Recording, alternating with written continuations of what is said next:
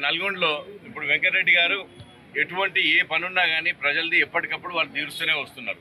కానీ అట్లా కాకుండా నా పరిధిలోకి వచ్చిన నాకు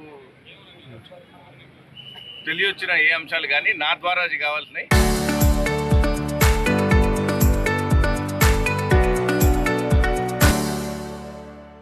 ఎప్పటికప్పుడు నేను ఫాలో అప్ చేస్తూనే ఉన్నాను. కానీ ఇది హెడ్ క్వార్టర్స్ కాబట్టి హెడ్ క్వార్టర్స్ నుంచి ఇప్పటి నుంచి ఇక్కడ ఆఫీస్ పెట్టి ఒక పిఏ గారు ఉంటారు. ఇక్కడ నుంచి ఏం వెళ్తులు ఉన్నా కానీ ఎందుకంటే అందరికి కూడా ఇది ముఖ్య కేంద్రం అవుతుంది కాబట్టి ఇక్కడ నుంచి కూడా ఏమున్నా కానీ ప్రజలకు అందుబాటులో ఉండాలని ఇప్పటి నుంచి జిల్లా మంత్రులు తమ నియోజకవర్గాన్ని అభివృద్ధి చేసుకుంటున్నారు, మాపై చిన్న చూపు చూస్తున్నారని నిన్న సీఎం సభ వేదికగా మీరు మాట్లాడారు.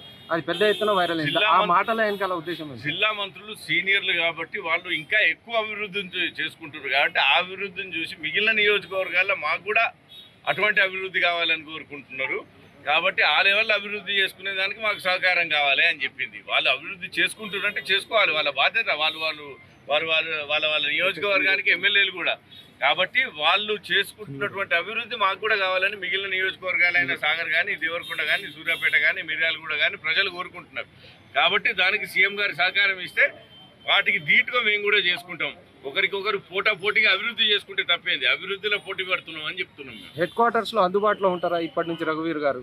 హెడ్ క్వార్టర్స్ లో నెలకి 2 రోజులు తప్పకుండా పూర్తిగా అవైలబుల్ ఉంటారు. నా పిఏ కానీ వీళ్ళు ఇక్కడ అవైలబుల్ ఉంటారు. ఏమున్నా కానీ ఇక్కడ వినతి ఇస్తే నాకు ఇమీడియట్గా అప్లోడ్ అయింది. అది నా పరిధిలోకి వచ్చినా ఎవరి పరిధిలోకి వచ్చింది ఇమీడియట్గా మేము చేసి నేను కానీ మంత్రి గారికి కోఆర్డినేట్ చేసుకొని వాటిని రిజాల్వ్ చేస్తాం. పార్లమెంట్ పరిధిలో సమస్యలకు సంబంధించి ముఖ్యమంత్రి గారి దృష్టికి తీసుకెళ్లారు. వాటిపైన ఎలాంటి స్పందన వచ్చే అవకాశం ఉంది? నా పార్లమెంటు నియోజకవర్గానికి సంబంధించి సమస్యలు కాదు, అభివృద్ధికి సంబంధించి నేను ముఖ్యమంత్రి గారి దృష్టికి తీసుకొని తప్పకుండా అవన్నీ కూడా ఆందవే ఉన్నాయి. ఇప్పుడు మిర్యాలగూడ లిఫ్ట్లో ఏమున్నాయి, మిర్యాలగూడ లిఫ్ట్లు జరుగుతున్నాయి పనులు, కానీ రాష్ట్ర ఆర్థిక పరిస్థితి దృష్ట్యా కొంచెం స్లోగా పోతున్నాయి. వాటిని పరుగులు ఎత్తించమని నేను ముఖ్యమంత్రి గారి కోరుకున్నా. తప్పకుండా వాళ్ళు చేస్తా అని చెప్పిండ్రు, మాట కూడా ఇచ్చిండ్రు, తప్పకుండా చేస్తారు. అలాగే ఇవన్నీ కూడా ఎస్ఎల్బీసీ గురించి అయితే ముఖ్యమంత్రి గారే మీ అందరికీ చెప్పిండ్రు.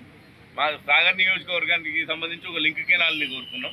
అదొకటి తొందర పూర్తి చేసి దానికి ఒక 20 లక్షల రూపాయల ల్యాండ్ ఎక్విజిషన్ ఉన్నది, దాన్ని తొందర పూర్తి చేసుకుని దాన్ని కూడా ఇవన్నీ కూడా నేను నిన్న ముఖ్యమంత్రి గారిని కోరుకున్నవి కూడా మేము ఎమ్మెల్యేలు మంత్రులతోని ముఖ్యమంత్రి గారితో మేము కోఆర్డినేట్ చేసుకుని తప్పకుండా తొందర పూర్తి చేసుకుంటాం. ఈ వచ్చే ఎలక్షన్ల కల్లా పూర్తి చేసుకుని ఎలక్షన్లకు పోతాం. అట్లా చేస్తేనే కదా 12 సీట్లు మేము గెలిపించగలిగేది. అదే మా టార్గెట్. ప్రజలలో పోయే ముందు మేము ఇవన్నీ పూర్తి చేసుకుని